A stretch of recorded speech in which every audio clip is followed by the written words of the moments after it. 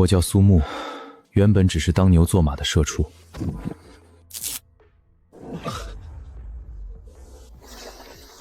没想到一觉醒来穿越大秦皇朝，我本以为凭借自己远超这个时代的知识和见识，穿越过来可以当主角，结果考了20年才中秀才，经商又被抢了家产。本想逃到这北境安度晚年，没想到连儿子儿媳也被北狄人杀了，只剩孙女和自己相依为命。老头儿，你家年轻人呢？给老子滚出来！你们来做啥？老头子，我耳朵不好，听不见啊。爷爷，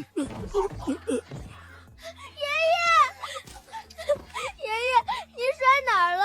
小丫头，你家大人呢？回军爷的话，我家只有我和爷爷，没有别人了。没人好啊，那就你了。魏哥，这丫头才多大，能当兵？管他多大，上头说了，每家必须出一个女扮男装，去当火道军，烧火做饭。给你1个时辰收拾东西，1个时辰后村口集合。别想跑，你要是敢跑，你爷爷可就活不成了。爷爷，我真的要去当兵吗？爷爷，我害怕。清雪乖，你先去收拾屋子，爷爷来想办法。你放心，只要有爷爷在，绝对不会让你抓去当兵的。好，清雪听爷爷的话。贼老天，你要拿命就拿我的，我都100岁了，早活够了，让我替清雪去。检测到宿主强烈的参军意愿，满足系统激活条件，100岁战神系统激活中。这声音是系统，80年，整整80年了。你知道我这80年是怎么过的吗？100岁战神系统已激活，宿主信息扫描中。系统介绍你的功能。本系统可通过完成任务获得奖励、寿元、功法、技能、兵刃。3天，我只有3天可活了。狗系统，你玩我是不是？请宿主2天内完成参军，奖励3年逆龄、30寿元，满级五虎断门刀法。参军，我走路都得喘半天，谁会要我？那些征兵的又不是瞎子。新手礼包已发放，请宿主查收。领取，立刻领取。获得大脑回春丹，恢复20岁思维反应，大力丸，单手举2000斤，状态维持60天。这种感觉，思维像闪电一样清晰，我的脑子真的回来了。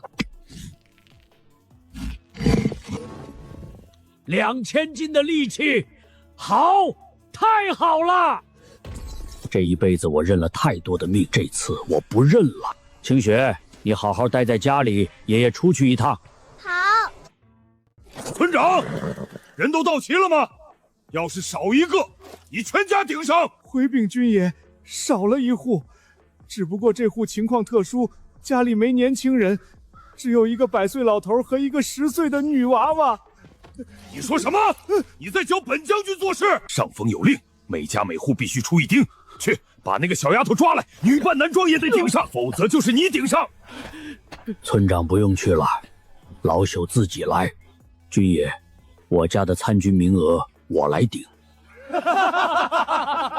老头儿，你高寿啊？有没有80？100整。100岁路都走不利索了，还参军？你用什么杀北狄人？用你手里那根棍子？哎，别这么说，老人家指不定有绝活，比如用那3寸不烂之舌骂死北狄野蛮人。苏老头疯了吧？他要是去了，连1天都活不过去。造孽啊！官府只要能喘气儿的就抓，这苏老头是拿命换孙女的命啊！军爷，30年河东，30年河西。滚开！你都100了，还能活30年吗？站都站不稳，让你孙女来。那老头子，我就和军爷打个赌。打赌？行啊，赌什么？要是我能举起那尊铜鼎，我家的名额就由我顶上。你们别为难我孙女。1000斤，那顶1000斤啊！这是我这辈子听过最好笑的笑话。老头，老子能举400斤已是军中力手，你要举1000斤，是嫌活太长想见阎王？老爷子糊涂啊！这当兵真会砍人的。军爷，您敢不敢赌？好，你要是能举起来，我韩豹不仅让你参军，还跪下给你磕3个响头，叫你3声爷爷。要是举不起来，老子的刀可不长眼。好，一言为定。他要是能举起来，我当场倒立拉屎。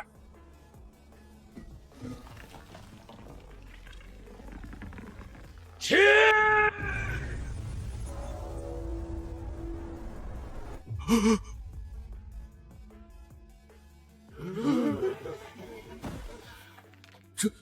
这怎么可能？100岁的老头举起了1000斤！天哪！100岁老头竟然能举起1000斤铜鼎，还是单手！这要是双手，不得2、3千斤？这老头到底是什么来头？那鼎该不会是假的吧？假的？你上去搬一下试试。那鼎少说搁这几百年了。苏爷爷，这怎么可能？他平日里走路都喘，怎么就能举起1000斤大鼎？人家这叫真人不露相，这年头有点本事谁敢往外说？你们说那百夫长刚才说要磕头叫爷爷，他会不会真磕？嘘，小声点，你不要命了。这老头该不会是使了什么障眼法吧？你把鼎放下。军爷，您答应我的事可否兑现？好，我答应你，让你参军。你先把鼎放下来。还愣着干什么？把这老头带过去，收拾收拾，准备回营。看什么看？你们也想跟着去当兵？恭喜宿主完成任务，获得奖励3年逆鳞，30天寿元，满级五虎断门刀法。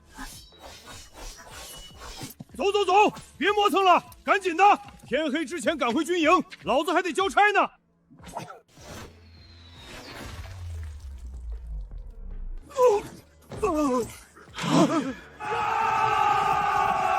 是北敌人，北敌人杀来了！迎敌！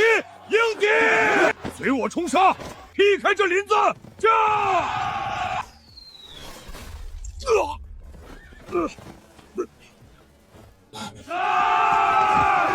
至少有100人，韩豹那边满打满算才30人，30对100，毫无胜算。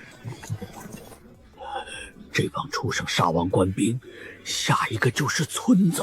清雪还在家里。嘿嘿嘿，老头死吧！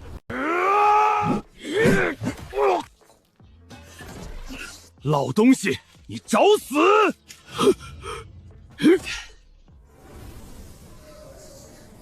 既然如此，老头子，我今天就开杀戒了。我儿媳都死在你们这帮畜生手上！杀！老头，让我送你上路。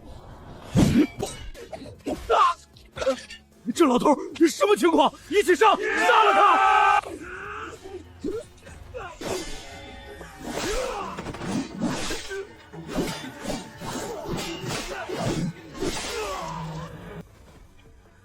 豹哥，你看那边那个举鼎的老头！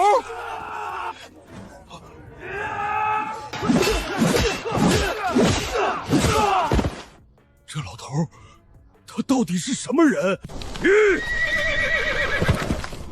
将军，你看那老头！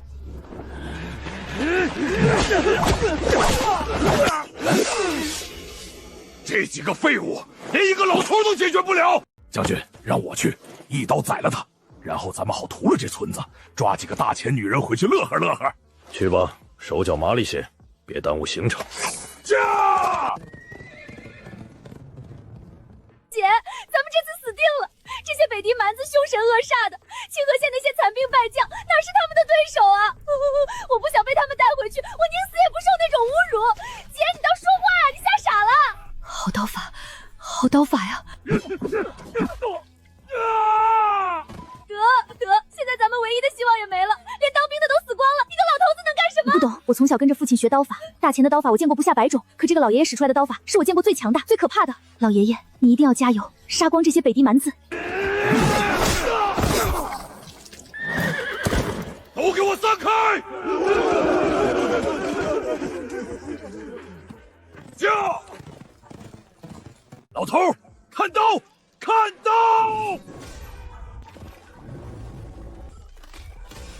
哈哈哈哈！老头，你不是很能打吗？啊，看我一马蹄踢死你！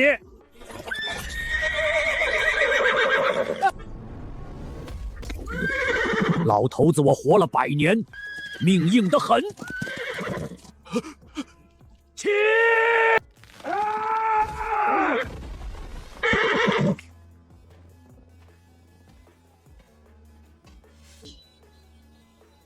老人家，饶我一命！你刚才那股嚣张的气焰呢？不是口口声声说要马蹄踏死我，现在怎么跪地求饶了？老人家，是我有眼不识泰山，不知道您天生神力，您就大人不计小人过，饶我一命！饶你一命？你们北狄人在我们大前的土地上烧杀掳掠时，可曾想过饶那些苦命老百姓一命？求饶，去和阎王爷求吧！来吧，替你们的将军报仇，老朽等着你们。这老爷爷年纪这么大了，竟然还能够徒手掀翻战马，斩杀一名北狄校尉，这实力太可怕了吧！没想到这偏僻的小村庄里，竟然隐藏着这么一个高手。年轻的时候，想必是叱咤风云的人物吧？这该死的老头究竟是怎么回事？老头，我不管你什么来头，今日你杀我几十号士兵，还斩下我一名副将的脑袋，从今往后我还怎么带兵打仗？驾！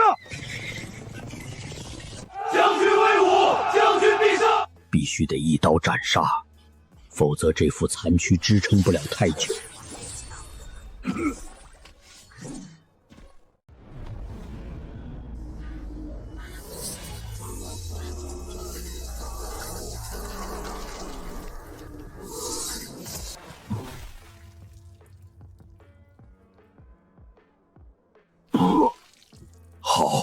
好狠的刀！太可怕了！这老头赤那将军可是咱们北狄100勇士之一啊！这老头到底是什么来头？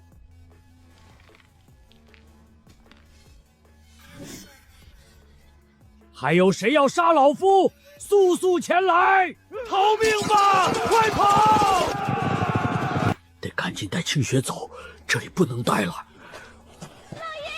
救救我们！救救我们啊！老爷爷，救救我们！救救我们啊！别杀我们！老头子，我只杀北狄蛮子，不杀大前百姓。多谢老爷爷搭救，我叫萧之夏，这是我妹妹萧之秋。放眼整个大前军中，能一刀斩杀敌将的人都没几个。这位老人家到底是何方神圣？老爷爷救命之恩，我们姐妹俩没齿难忘。小娃娃，你们赶紧走吧，那些北狄人很快又会找上门来，再不抓紧时间，就真的走不掉了。老爷爷请留步，咱们不能就这么一走了之，得去村子里通知村民们一起逃，那些北狄人绝对不会放过他们的。我只顾着清雪，倒是忘了那帮乡亲。这女丫头心肠倒是热。那边有2匹马，你们骑着去，告诉村里人赶紧跑，往南边跑。那您呢？老朽家里还有孙女要照顾，这件事靠你们2个了。清雪，开门，爷爷回来了。爷爷，您这是怎么了？怎么流那么多血？是被那些当兵的打伤了？清雪别怕，爷爷没事。这些是北狄蛮子的血，不是爷爷的。北狄蛮子，他们杀进村子了，他们会不会像杀爹和娘那样杀我们？清雪放心，那些北狄人全被爷爷杀了。爷爷，您杀死了北狄人！清雪别问那么多了，赶紧去收拾几件衣服，咱们立刻离开村子。乖，动作快点。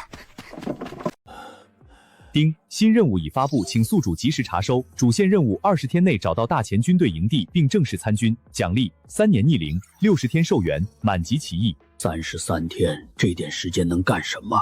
我必须去参军。爷爷，我装好了，咱们走吧。可是清雪怎么办？坐稳了。苏老头，他怎么浑身是血？听说他把北狄人杀了，一个人杀了几10个，连那将军的脑袋都给剁了。真的假的？他都100岁了呀！吴大人，韩豹的尸体在这边。好狠的刀法，一刀毙命，干净利落。大哥，有发现？二弟，你可认得此人？这是赤那，北狄那个赤那。没错，赤那武功不凡，咱们每次与他交手都占不到半点便宜。韩豹那小子竟然能杀了他！你真觉得韩豹有杀死赤那的本事？韩豹是什么货色，咱们心知肚明。让他去杀赤那，跟让兔子去咬狼有什么区别？可不是韩豹杀的，那会是谁？他这支队伍里还有谁能有这本事？你仔细看看这道刀痕，这一刀的力量，少说也有1000斤之力。不止，隔着这么厚的铁甲，还能一刀劈到这个程度，杀人者的力气远不止1000斤。而且你注意到没有，这周围死的北狄人，没有一个是被缠斗致死的。咱们军中有这样的人吗？你我兄弟都做不到。那会是谁？难不成是隐居在这村子里的能人异士？可这也说不通啊！真有这样的本事，早该建功立业去了。窝在这穷山沟里图什么？猜测无用，也找不到人了。既然找到了韩豹的遗体，回去复命便是。此地不宜久留，北狄人死了个将领，必定会来报复。快，把兄弟们的遗体都带上！快！那个人到底是谁？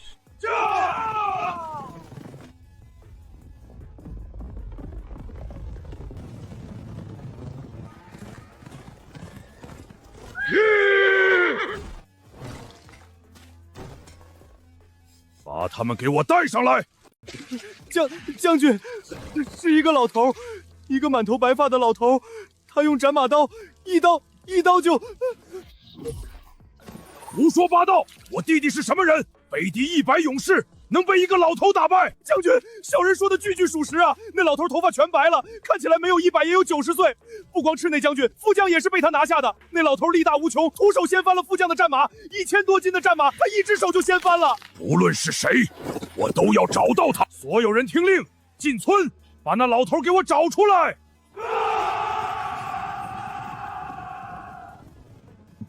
老伯，您打尖还是驻店？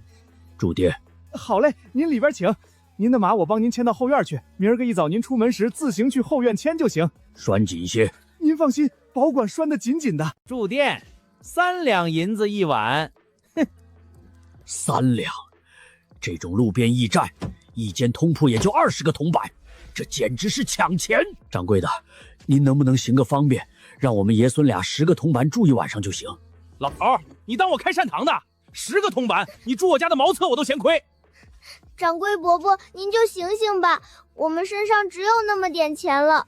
去，别跟我这装可怜，给得起就住，给不起就出去喂熊。你们要住店，我倒有个法子，你那匹马卖给我6两银子，这样你住店吃饭的钱都有了。这匹马少说值1200两，6两。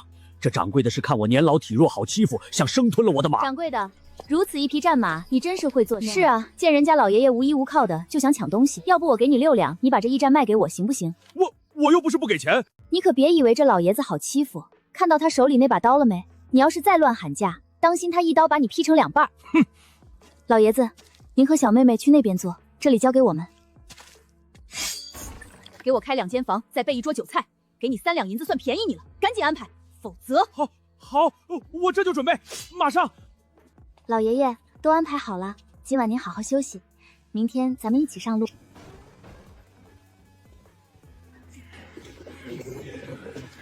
掌柜的，给老子准备4间房，再整2桌酒菜。几位爷，咱们这儿1间房1两银子，饭菜我给您便宜点，收50个铜板。1两银子，你抢钱呢？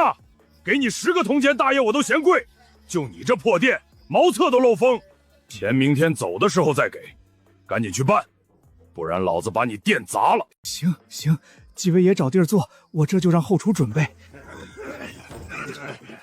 恶人自有恶人磨，刚才他还想坑老爷子，现在遭报应了吧？活该！小声点，别惹事。老爷爷，您带着孙女，这是要去哪儿？家里的年轻人呢？家里只剩下老朽和孙女相依为命了，此番要前往清河县。清河县，老爷爷，那地方现在可去不得。为何？前些天北狄1万大军已经突破了边关，频繁在清河县城附近出没，这会儿说不定已经在攻城了。您去那儿不就是往虎口里送吗？北狄人已经打到清河县了，有北狄人就有大千军队，我就能完成系统任务。可清雪……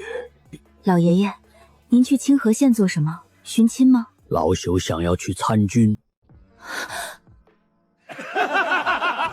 老头，我没听错吧？你要去参军？你看看你，头发全白了，腰都直不起来，走路都打晃。就你这样的，还想当兵？你去军营能干啥？给将军当爷爷，还是给士兵当祖宗？人家练兵跑圈，你跑得动吗？人家举石锁，你举得起来吗？当火头军你都费劲，我看你啊，还是老老实实找个地方待着，等入土为安吧。老爷爷，您今年多大岁数了？老朽今年刚好100岁，怎么？女娃娃，你也觉得老朽当不了兵？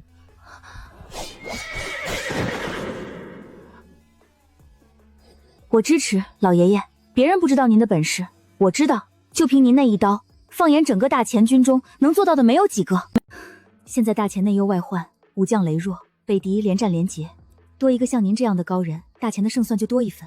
只不过，老爷爷，您带着孙女去参军，无疑是把她也拉入险境，战场上斗枪无眼，她一个小姑娘。唉，现在我们爷孙俩已经无家可归，不带着她，她又能在哪里落脚？老爷爷，您要是信得过我们姐妹，可以把小妹妹交给我们，我们带她回京城。这个主意不错，老爷爷，我们萧家在京城那是响当当的大家族，让小妹妹跟着我们，保准吃香喝辣，没人敢欺负。您救了我们的命，这是天大的恩情。京城城墙高厚，守军众多，北歹人打不到那儿去。小妹妹的安全，您尽管放心。爷爷，我不要离开你，我不去什么京城，我已经没有爹和娘亲了，我不能再没有爷爷了。清雪乖，爷爷不是不要你，爷爷是要去办一件大事，办完了就来京城接你，跟着2位姐姐比跟着爷爷安全。好，老朽信你们，清雪就拜托2位姑娘了。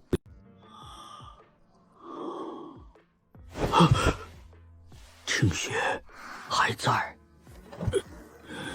防人之心不可无。昨天那掌柜和几个壮汉，眼神里透着贼光，老朽绝不能大意。萧爷爷，下楼吃早点啦，吃完咱们就得出发了。好，你们先下去，老朽叫醒清雪就来。清雪，清雪，清雪，起来啦！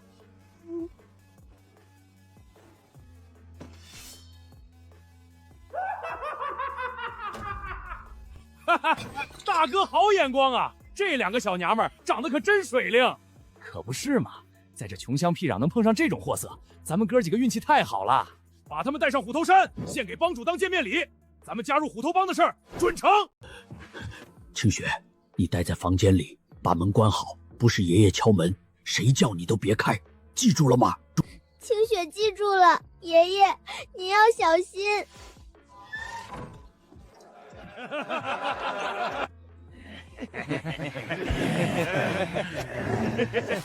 大哥，事不宜迟，赶紧动手吧。万一他们醒了，又得费事儿。急什么？让老子再好好看看。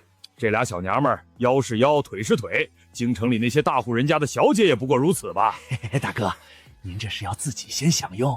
先办正事儿。到了虎头山，帮主要是赏下来，还怕没机会？北敌人屠村灭寨，百姓流离失所。你们这帮畜生，有这身力气不去保家卫国，反倒祸害同胞，该杀！住手！哟，这不是昨天晚上嚷嚷着要去参军的老头吗？怎么兵还没当上就想英雄救美了？老头，我劝你啊，该躺就躺，该睡就睡，别管闲事儿。就他这身子骨，怕是连棺材板都省了，直接挖个坑就能埋。老东西，你手里的刀是烧火棍改的吧？别砍人没砍着，先把自己脚给剁了。兄弟们，你们说这老头要是上了战场能干啥？往敌军面前一站，被敌人一瞧，哟，大前派了个老祖宗来送死。老头，我给你个机会，我说到3。你从老子眼前消失，回房睡觉。要是还不识抬举，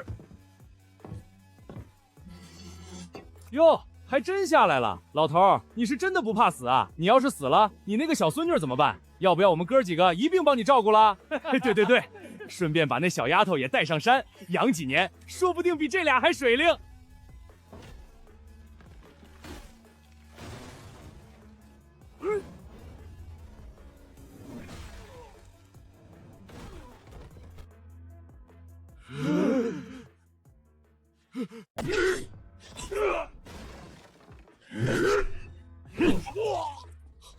好大的力气！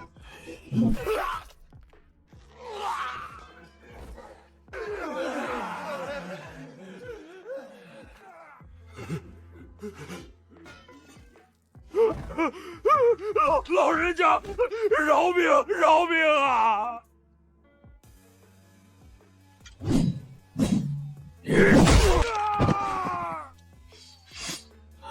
女娃娃，醒醒！女娃娃，醒醒！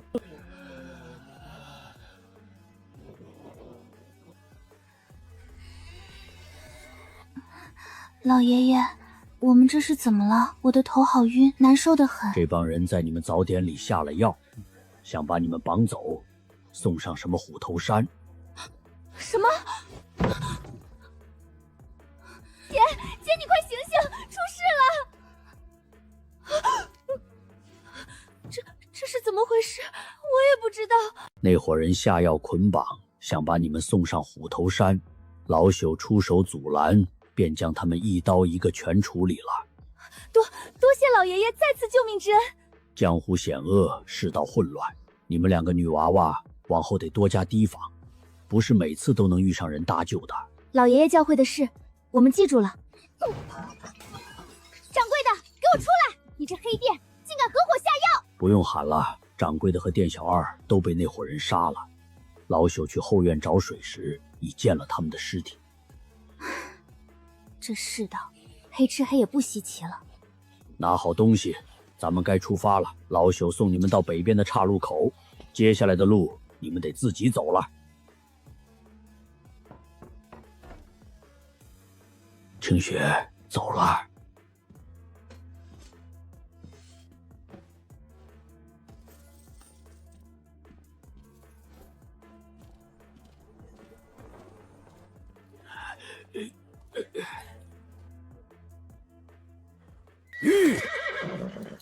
老爷爷，从这里到清河县还有几天的路程，您一路上多加小心。这里距离京城路途遥远，你们路上千万小心，世道不太平，能绕就绕，能躲就躲，不要逞强，不要多管闲事。还有，帮老朽照顾好清雪，老朽拜托2位了。老爷爷，您2次搭救我们，这份恩情一辈子都还不完。我们一定会把清雪妹妹安全带回京城，好生照顾。您放心。对，老爷爷您放100个心，从今往后，清雪就是我们的亲妹妹。好，老朽打完仗一定去京城找你们。爷爷，不要丢下我！清雪乖，爷爷不是不要你，爷爷要去办一件大事，办完了就去接你，跟着2位姐姐比跟着爷爷安全。爷爷，你一定要来接我，一定要来！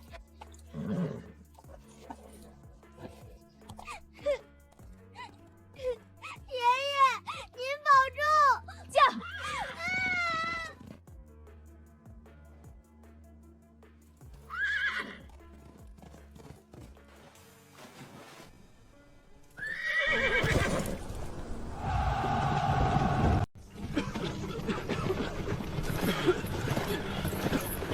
王友步兵营，张三长水营。总算到了，接下来就是想办法登记入伍，完成系统的任务。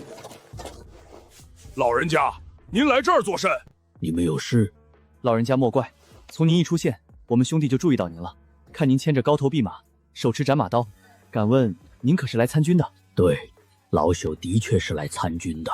老人家，您是这个？看您这年纪，少说也有8、90了吧？都这把岁数了，还想参军保家卫国？我赵铁牛服了。刚才我和长风还在猜您是不是来寻亲的。不过老人家，您都这么大岁数了，哪能让您上战场啊？这些事儿让我们这些年轻人来就行。您老人家哪儿来的回哪儿去，在家喝喝茶，晒晒太阳，等着我们打胜仗的好消息就行了。多谢小伙子的好意，国家兴亡，匹夫有责。老朽虽然年过100岁，但尚有一颗杀敌报国的心。老朽若能杀敌1人便赚了，若能杀敌2人，便是老天爷赏的。好一句国家兴亡，匹夫有责。老人家，您这句话让长风肃然起敬。朝廷上下若能有您一半的心思，大钱百姓也不至于陷于水深火热之中。你们呢？看你们这样子，不像是被抓壮丁来的。老人家，您看人真准，我们不是被抓来的，我们是自己来参军的。北狄蛮子在咱们土地上烧杀掳掠，咱们年轻人难道缩在家里当缩头乌龟？俺赵铁牛就是要参军，把这些蛮子赶出去。我和铁牛是同乡，我们在家待不住了，相约来投兵，哪怕当个马前卒，也比在家干瞪眼强。老人家，俺叫赵铁牛，俺兄弟叫顾长风，咱们一起去报名吧。好。真是奇怪，怎么连个自愿报名的地方都没有？很正常，这年头抓壮丁把百姓都抓怕了，朝廷压根不信有人会自愿来送死，所以没设报名点。你们3个怎么回事？不好好排队，在这瞎转悠什么？军爷，我们不是壮丁，我们是自愿来参军的。自愿？这年头还有人自愿参军？你们该不会是北狄人的奸细吧？你说什么？你这厮真是狗嘴里吐不出象牙！我们抱着保家卫国的心来参军，你却说我们是奸细，我看你是讨打！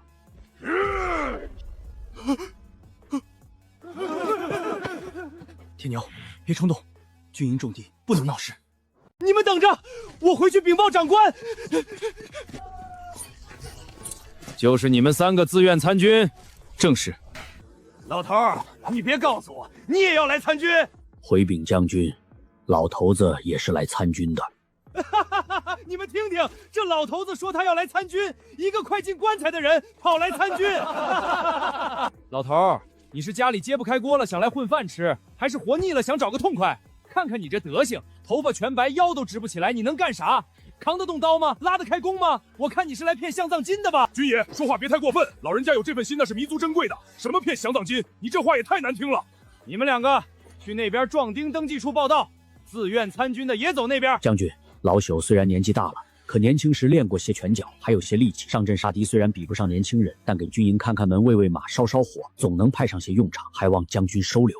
去，谁还没年轻过？可现在的你，就是一具快要入土的尸体罢了。走，别在这儿耽误时间。老头儿，站住！你人可以走，那匹马留下。你都快进棺材的人了，不配拥有这么好的马。这马留在你手里简直是暴殄天物，把它留下给我上战场杀敌用，也算是你为大钱做贡献了。喂，你这也太过分了！你不给老人家报名参军也就罢了，还想抢他的马？你还是不是大钱的军官？跟土匪有什么区别？你这黑厮竟敢对本将不敬！军营重地，以下犯上！来人，给我拿下！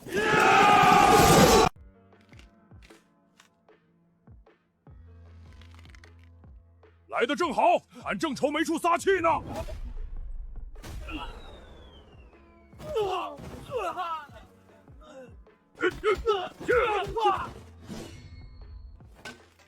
过来！铁牛，休要伤人性命！哼！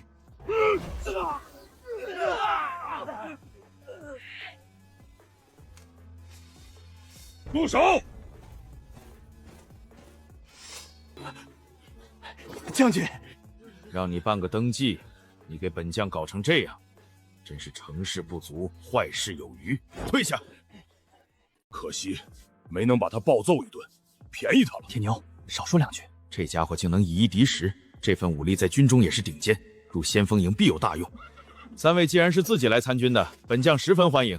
当下大前军中最需要的就是你们这样忠心报国的义士，你们去那边登记即可。此人倒是会办事，看上的怕是铁牛这身力气，我这老骨头不过是添头。老人家，您年事已高，征战沙场这种事实在不适合您了。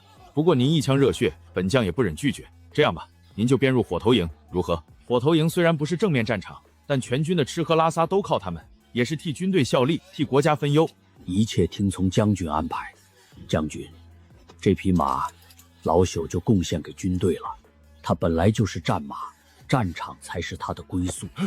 这的确是一匹好马，老人家一片好心，本将替军队收下了。来人，带老人家去登记，编入火头营。你们2个编入先锋营。姓名苏木，年龄100岁。籍贯青州府清河县秦家村。拿着这个去伙房报到，伙房在营地东南角，顺着这条路一直走，看见冒烟的地方就是。恭喜宿编逐入大前军成功完成任务，获得奖励3年逆龄，60天寿元，满级奇系。虽然看起来还是白发苍苍，但这骨头里的酸痛轻了，呼吸也顺了，力气正在回来，满级奇数。这种感觉就像这些技巧已经刻在骨子里几10年一样。新任务已发放，请在火头营打卡30天，期间正常履行火头军职责。任务奖励3年逆龄，100天寿元，大脑回春丹武，大力击5满千霸王枪法。霸王枪法1寸长1寸强，战场上确实比刀好用。30天不难。老人家，您找谁？是不是走错地儿了？老朽是来报道的，火头营。报道，您分到咱们这儿。老赵，快来人！新来的到了。嚷嚷啥？谁来了？就这，老李，你跟我说新来的，就这。老人家，您今年高寿啊？100岁。100岁？您这100岁的老爷子来火头营能干啥？咱这不是养老院，劈柴您劈得动吗？挑水您挑得动吗？那口大铁锅您端得起来吗？得，上头分下来的，咱也不能不收。老李，带他去领被褥，找个地方安顿，明天一早干活。这年头，壮丁抓完了，连100岁老人都往里塞，这仗打的，老人家别往心里去。赵火头就这脾气。走，我带您领东西。衣裳大了点，凑合穿吧。咱们火头营条件差，比不得战兵营。营壮在那边，里面住着5个老兵，您自己找个空铺。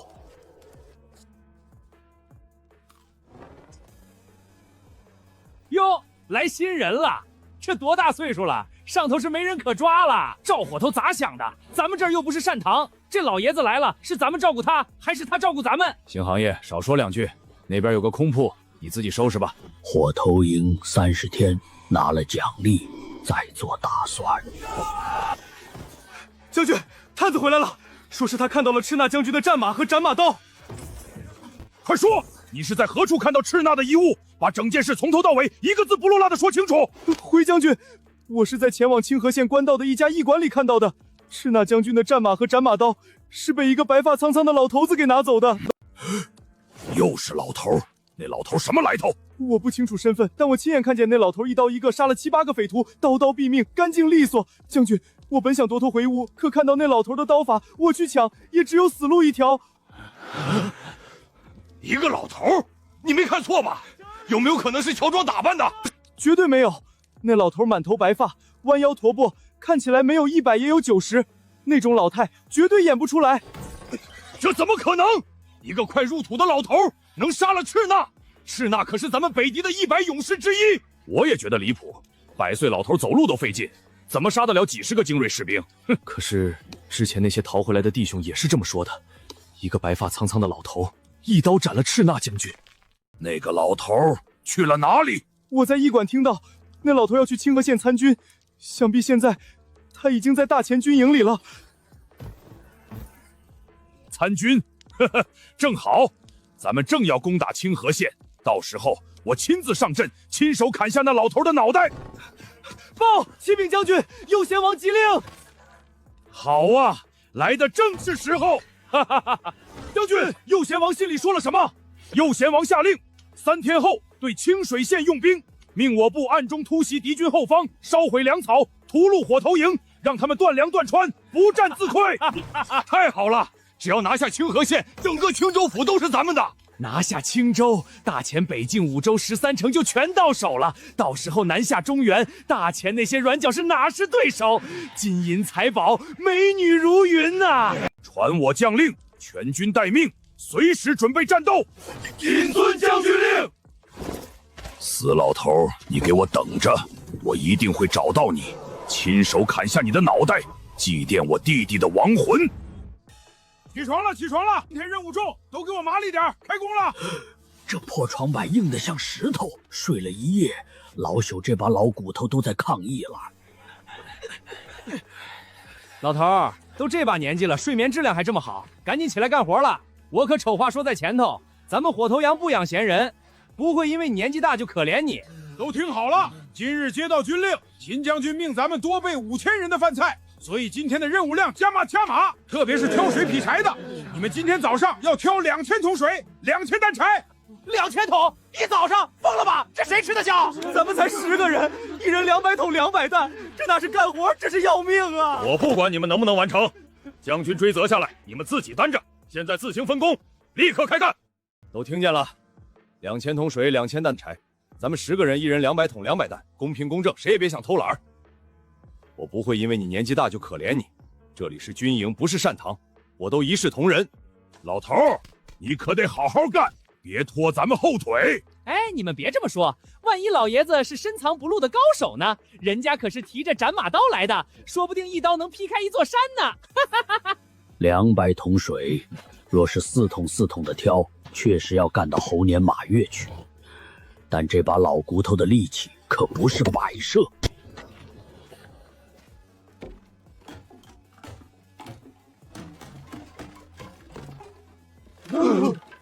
这老头在干啥？他疯了！我数数，1、2、3，我的天，50只，一只装满水30斤，50只就是1500斤，加上木杆，快2000斤了。2000斤，牛也扛不动啊！他要是能挑起来，我当场把这扁担吃了。啊！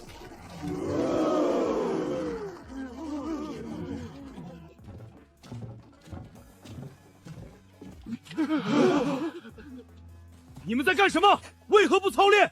大人，你看那边那个老头。这老头什么情况？这把年纪还有这番力气，真乃神人！我得禀告秦将军。真倒霉，这苦差事什么时候是个头啊？200盆水，我一次挑4桶得跑50趟，腿都要跑断了。得了吧，你才50趟，我一次挑2桶得跑100趟，你看看我这肩膀都磨出血泡了。赶紧干，干不完中午没饭吃，还有柴火没有劈呢。你们看那边，那是咱们火头营新来了的老头，他这是要一次挑几10桶，我没看错吧？是不是我眼花了？不可能吧，他那快要入土的身子骨顶得住，1桶水少说40斤，几10桶就是上千斤，他一个100岁老头扛得动？你们信吗？反正我不信。麻烦大家让一让，腾个地方让老朽打水。老头子我动作慢，别耽误了大家伙的功夫。去，让开，都让开！老朽腿脚不利通，来来回回跑得慢，所以打算一次多抬些，争取不拖大家后腿。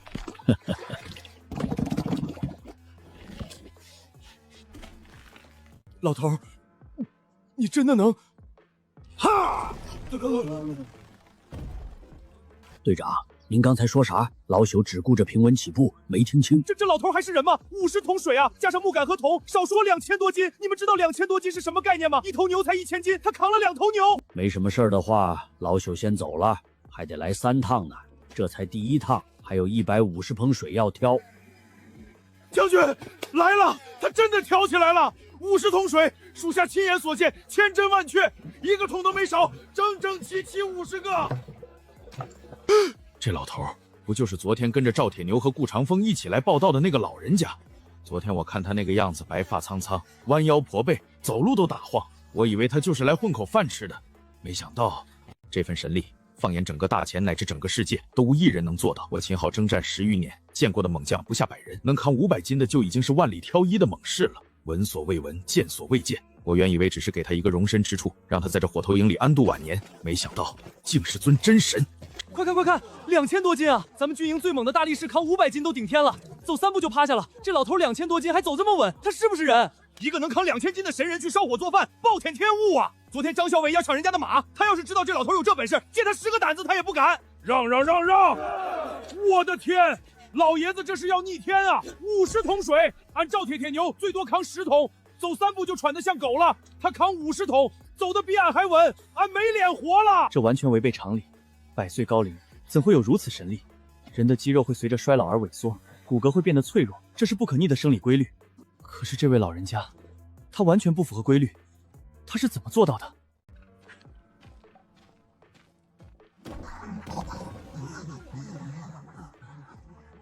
让开！苏老先生，您这实力当真是让秦某开了眼界。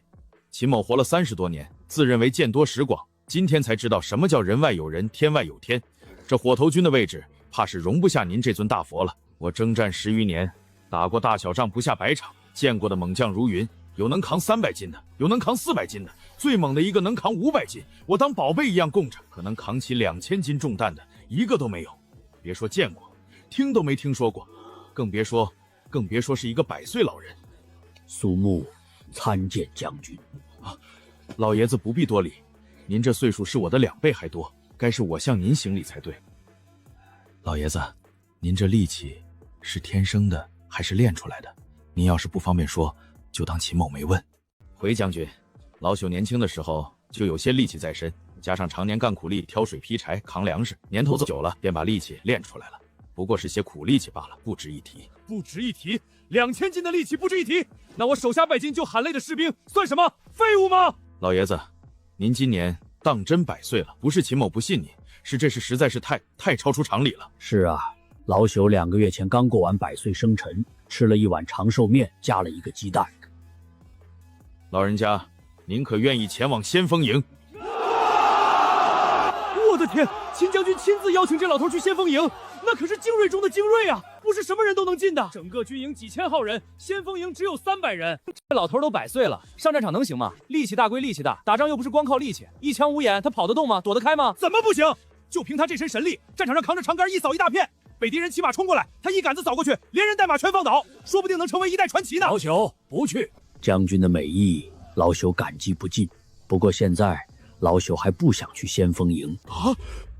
以您这番神力，在先锋营才能发挥出最大的用。您知道先锋营是干什么的吗？是冲锋陷阵的，是冲在最前面的，是需要最强的士兵的地方。您这身神力在先锋营就是一把尖刀，能捅穿敌人的心脏。在这火头营里劈柴挑水，简直是暴殄天物，是天大的浪费。系统任务要求在火头营打卡30天，30天后才有奖励和寿元。现在去先锋营，任务就失败了。30天后，我就能再年轻3岁，多活100天，还有霸王枪法，这些才是保命的本钱。现在说实话，他定会当我是妖孽。一个100岁的老头能扛2000斤，已经是怪物了。再说系统的事，他不得把我当妖怪烧了？回将军，老朽年纪大了，虽有一身力气，但毕竟年事已高，脑子不灵光，反应慢，身子骨也跟不上，跑不动了，躲不开了。一旦到了战场上，恐怕拖大军后腿，到时候不但杀不了敌，反而连累了弟兄们，那就罪过了。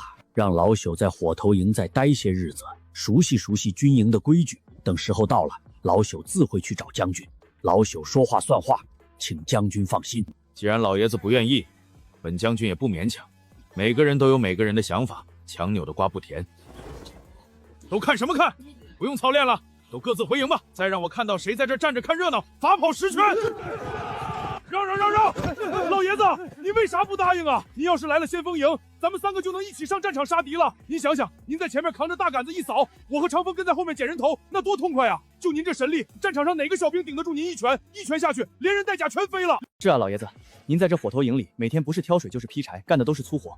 挑水劈柴烧火起菜，以您的本事在这里太屈才了，那不是糟蹋了吗？现在还不是时候，等时机成熟了，老朽自会去先锋营找你，你们先好好干，在先锋营站稳脚跟，等老朽去了也有个照应。老爷子，您可别让俺等太久呀，俺这人性子急，等不了，俺还等着跟你一起杀敌呢。老爷子，这火头营里要是有人敢欺负您，尽管来找俺，俺在先锋营第3队，记住了，第3队。走，去吧。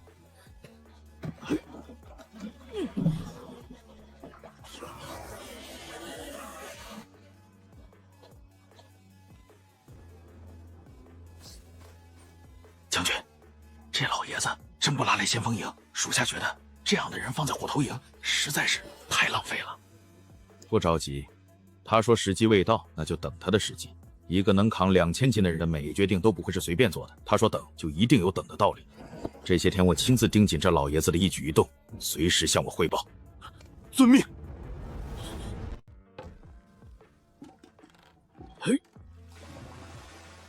这100岁的身子骨，哪怕有大力丸撑着，皮肉还是嫩了点儿，经不住这么磨啊。老了，真是不中用了。真是没想到啊，本以为这老头会拖咱们后腿，结果人家4趟就搞定了200桶水，4趟啊，1炷香的时间，咱们反而成了拖后腿的了。咱们这些人还不如一个100岁的老头，说出去都丢人。可不是嘛，我到现在才挑了60桶，腿都快断了，骨头都在响了。你说咱们这些年轻人丢不丢人？喂，一次挑6桶，挑得起来吗？之前还羞辱老爷子，你可别闪了腰啊！闪了腰，我们可不抬你回去。你住海边啊，管得这么宽？赶紧挑你的水去！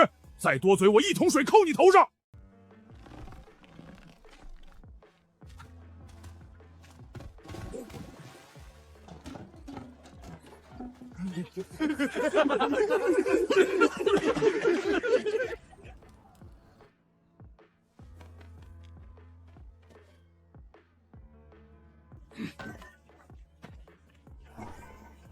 你们快看快看，那老头拿斩马刀干嘛？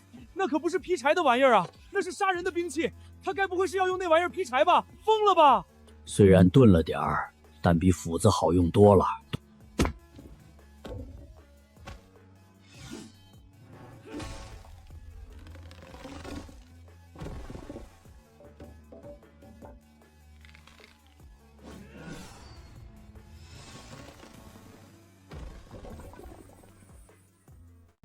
这老头还是人吗？5根一刀劈，5根啊！大腿粗的5根，一刀全劈开了。他不是人，他一定是妖怪变的。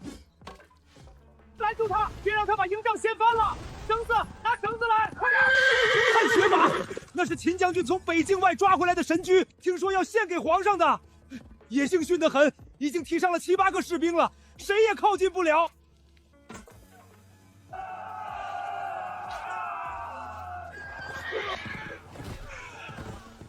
都让开！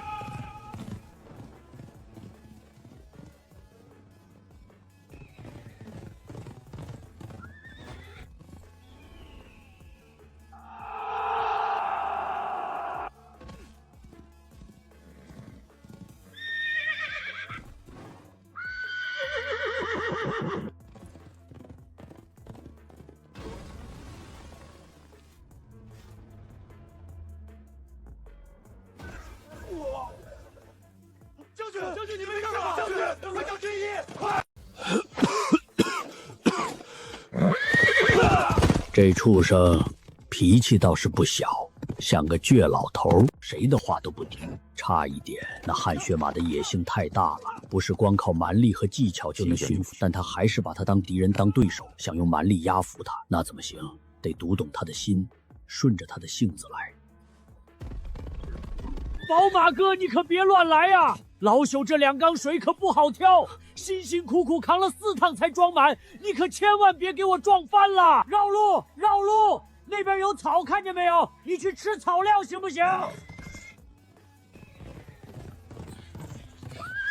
你可别毁了老夫1上午的劳作成果，老夫辛辛苦苦挑的水，你要是敢给我撞翻了，老夫跟你没完！那老头疯了，他不要命了！快躲开，会被踩死的！那马一脚能踢死1头牛，你一个100岁老头一脚就踩成肉饼了！拦住他！快拦住他！谁能拦住那个老头？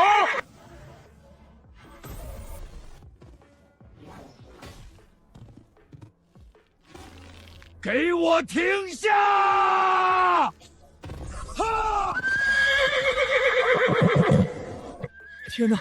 他把马拽住了，那可是汗血宝马，力能拖车的汗血宝马。一个100岁的老头把汗血宝马拽住了，我不是在做梦吧？我的个亲娘嘞！老爷子这是吃了龙胆还是喝了虎血？汗血宝马呀！秦将军都被甩下来了，他能拽住？俺铁牛服了，彻底服了！他用的不是蛮力，蛮力是拉不住汗血马的。我刚才已经试过了，他是在引导马的重心，他绳子的松紧都是有讲究的。松的时候马往前冲，紧了马的重心飘了，一圈一圈的转，马力一点一点的消耗。只有最顶级的骑手才能练出这种手法。这老头，他年轻的时候到底是什么样的人物？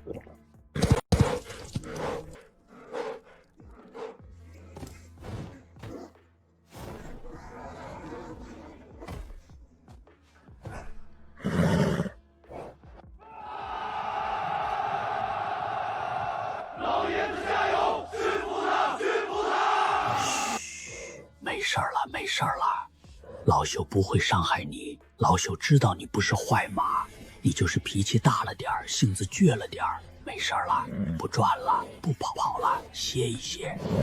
将军，这马性子烈，得好好磨练。不过一旦训好了，在战场上会让将军如虎添翼。它是一匹好马，千里挑一的好马，只要方法对，他会是将军最忠实的伙伴。将军，老朽告退，还有1半柴火没劈呢。今天任务重，劈不完中午没饭吃。立刻让人去查这老爷子的身份背景，他年轻的时候是谁？他经历过什么？他这一身本事是从哪里来的？我全部都要知道。我一定要知道他年轻时到底是个什么样的人物。老爷子，你可真行啊！你这骑马的本事，我看比起咱们秦将军都要更胜一筹。老爷子，您到底是哪里人啊？您这一身本事跟谁学的？年轻时是不是在军中待过？我猜您年轻时一定是叱咤风云的大人物，要不然怎么100岁了还这么猛？年轻的时候啊，老朽去考过秀才，考了20年没考上。后来下海经商，做了10年生意，结果碰上土匪，一夜之间全抢光了，人财两空，只好隐姓埋名，跑到村子里耕田放牧，一待就是几十年。这一身本事就是那时候练出来的。平日里也喜欢舞刀弄枪，不过嘛，都是些皮毛，算不得什么。老爷子，从明天起，那些粗活你就不用干了，你到厨房里帮厨，打下手，切菜就行。多谢头的好意，老朽不能离开劈柴挑水这组。为何？老爷子，劈柴挑水可是咱们火头营最累的活，您这一大把年纪。头，老朽刚来这组，才干了1天活就被调上去干轻松的，对咱们组的兄弟不公平。到时候个个把有序的兄弟闹起来，对咱们火头营的团结不利。而且老朽很喜欢这劈柴挑水的活，每天活动活动这身老骨头，出汗，浑身舒坦，说不定还能多活几年呢。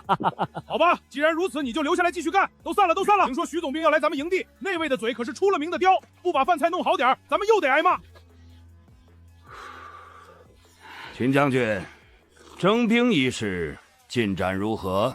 回禀总兵大人，所有征来的壮丁均已登记在册，分配到各营，花名册在此，请大人过目。罢了，秦将军办事，本总兵放心。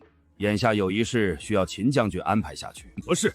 难道是要出兵夺回豫州？现在出兵，新兵刚入营，还没来得及训练，拿什么去打？所以出兵一事往后再议。时机不等人啊！探子来报，北狄大军已蠢蠢欲动，咱们要是不先发制人，恐怕会陷入被动。那些新兵负责守卫即可，正面迎敌还是靠咱们的老兵。好了，秦将军，这军营里还轮不到你来发号施令，具体怎么做，本总兵心里有数。明日给你们1天的时间，挑选1000精兵。后日一早，随本总兵押送那匹汗血宝马进京，献给上。总兵大人，使不得啊！如今大战在即，岂能随意调兵遣将？更何况调区调，这一来一回，少说2个月。万一北狄大军趁虚而入，军中精锐不在，请总兵大人三思。请总兵大人三思。哼，你们反了天了！这是本子兵的命令，不是跟你们商量。挑选精锐，送马上京一事就这么定了。尔等速速退下。办事去吧，我不想再说第2遍。末将遵命。哼，我一个堂堂总兵，还调不动你们几个，岂有此理！这徐世贵也太儿戏了，大战在即，不谋划如何迎敌，反倒要抽调精锐去给他压马。压马那是献给皇帝的。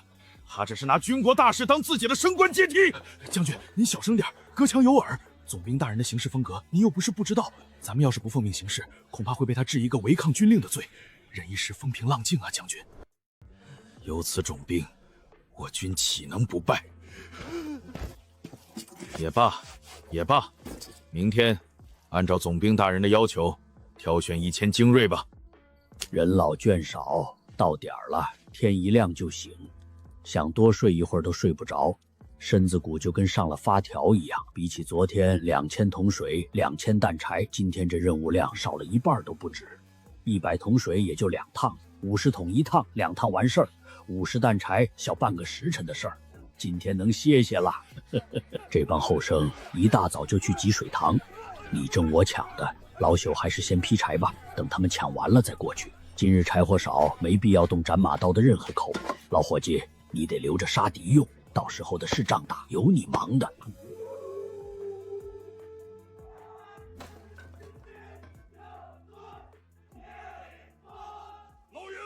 老爷子，您这腿脚真利索。俺和长风才练完早操，跑步跑的腿都要断了，您都干完了，俺连早饭都还没吃呢。你们2个大清早跑火头营来做什么？就不怕先锋营的将军责罚跑操时间私自离队？那可是要挨军棍的。嘿嘿，俺们跟校尉请了假，说来看个老乡。校尉知道俺们跟您认识，大手一挥就准了。老爷子，此番前来是有一事想向您请教。今早李都尉召集先锋营，要挑1000名精锐，听说是要跟着徐总兵前往京城，事关重大，我们拿不准主意。不知道清雪和萧之寒2姐妹到达没有？路上安不安全？有没有人欺负他们？要是能跟着去，说不定能见上一面，看一眼就好。怎么，你们选上了？我们没去选，不过有这个想法。秦将军要我们自愿报名，去不去全凭自己，只是拿不准，想听听您的意见。老爷子，要不您跟俺们一块去选？您要是去了，肯定能中。您这驯马的本事，谁比得了？到时候咱们3个一块上京城。俺听说京城可大了，酒楼遍地，一条街都走不完。还有那什么瓦舍勾栏，唱戏来说书的、耍把式的，啥都有，比这破军营强100倍。现如今北狄大军压境，数万铁骑就在边境上磨刀霍霍，对青山县虎视眈眈。这总兵大人作为义军主帅，为何突然要抽调精锐上京？作为总兵，岂能随意脱离大军？这里面一定有文章。听说是为了护送那匹骑宝马上京吗？献给圣上，说是圣上爱马，这马献上去，圣上龙颜大悦，必有重赏。护送汗血宝马，北狄数万铁骑就在家门口，离这里不到100里。他不思守城，不谋划迎敌，不操练士兵，反倒想着讨好皇帝，捞取好处。把士兵当什么？把将士当什么？把大钱的江山当什么？难怪北境连战难败，上梁不正下梁歪，有此总兵不败才怪。听老朽一句，参选一事万万不可，你们谁都不许去。为何？去京城不是好事吗？不用打仗，不用拼命，还能见识见识京城的繁华。1000精锐离营，步兵、骑兵、弓弩手浩浩荡1000人，动静极大。北狄坛子遍地都是，你以为他们是瞎子？他们看得清清楚楚。你以为他们不想截杀大钱的总兵，不想抢夺献给皇帝的宝马？他们会在半路设下伏兵，选个地势险要的地方，两边山上埋伏好，等队伍一进去，滚木辽石一放，弓箭轻是1000人，能活着回来的不到1半。北狄人会放过截杀总兵、抢夺宝马的机会吗？绝对不会。那徐总兵他就不怕死？他想得到，但他根本不在乎。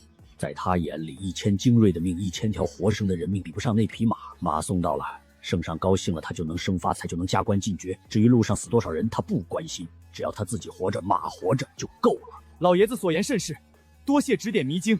若不是您提醒，我们兄弟俩恐怕已经中了圈套。俺听老爷子的，不去了，留在营里杀蛮子。北狄人要是敢来，俺赵铁牛第一个冲上去。听说了吗？要把精锐抽上去送马，北狄人都快打到门口了。探子说就在100里之外，这仗还怎么打？精锐都走了，剩下咱们这些新兵蛋子拿什么守？这不是把咱们往火坑里推吗？小声点，让整兵大人听见就没命了。他要是听见有人说他坏话，轻则打军棍，重则……北狄大军已从豫州开拔，2万人直奔清河县而来，全军集结，随我迎敌。大前的将士们，保家卫国的时候到了，都忙起来！大战在即，咱们火干营除了做饭，还要守卫后方粮草，时刻提防北狄人潜入。每人领一把刀，刀在人在，刀丢了提头来见。老爷子，这刀有点分量，差不多5、6斤，您拿稳了。要不您拿把轻点的？不过5、6斤太轻了，使不上劲儿，但也够用了。总比空着手强。该来的总宿便要多杀几个北狄蛮子，来一个杀一个，来2个杀1双。报，启禀将军，大前将军秦昊已率1万将士应战我北狄大军，大军已出营，正往北推进。好，很好，大战开启。北狄霸业从今夜开始，再进一步。秦昊啊，秦昊，你终于出了你的乌龟壳了。清河县军营还有多少守军？说，详细说。3000，不多不少，3000人，其中1半是刚抓来的新兵，连队列都不会站的，还有几百是火头军和资宣兵，真正能打的不超过1000人。哼，将军，听说大前军队最近到处抓壮丁，连50、60岁的老头都不放过，但凡能喘气的都往军营里塞。这说明什么？说明他们兵源枯竭，战斗力空虚，青壮年都打光了，只能拿老头子充数。末将估摸着，那3000守军里至少1半是刚入营的新兵蛋子，连怎么使刀都还搞不明白。将军，传我将令，全体集结！今夜就今夜，杀入大前军队后方，烧毁他们的辎重粮草。我要让他们断粮断穿，3天之内不战自扩。我要让秦昊回头的时候，发现他的家已经被烧光了。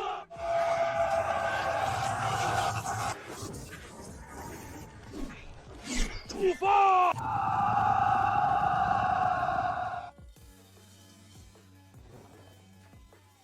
老爷子，你还不睡？都3更天了，明天还得干活呢。年纪大了，睡不着，磨磨刀，刀刃钝了就不好使了。有机会的时候多杀几个北狄蛮子，老家伙也该活动活动了。力气大，会驯马有什么用？战场上讲的是杀人技，不是你死就是我活。你个100岁老头还想拼命，能活着回来就不错了。老爷子，那你可得注意点。听说那些北狄蛮子个个骁勇善战，从小在马背上长大的，杀人不眨眼。您这把年纪可放心，老朽活了100年，什么都怕，就是不怕死。100岁了，从没有做过缩头乌龟。啊！北狄人杀来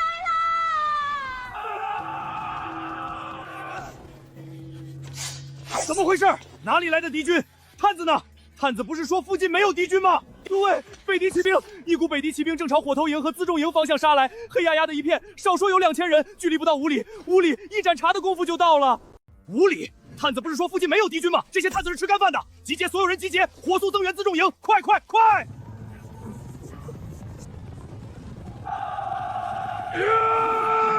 冲进去，烧光他们的粮草，杀，一个不留！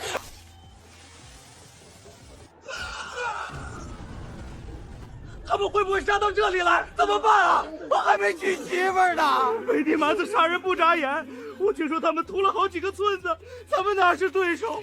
我不想死，我家里还有老娘，老娘一个人在家等我回去。打仗越怕死越会死，面对凶狠的敌人，唯有鼓起勇气，以命相搏，才能获得一线生机。缩在后面等死，还不如冲上去拼命，拼才有活路，缩必死无疑。老爷子，你去哪里？你不要命了？那边全是北狄蛮子，你一个人去送死吗？与其坐以待毙等着他们杀过来，倒不如主动出击，杀退那些北狄蛮子。老朽活了100年，够本了，死也要死在冲锋的路上。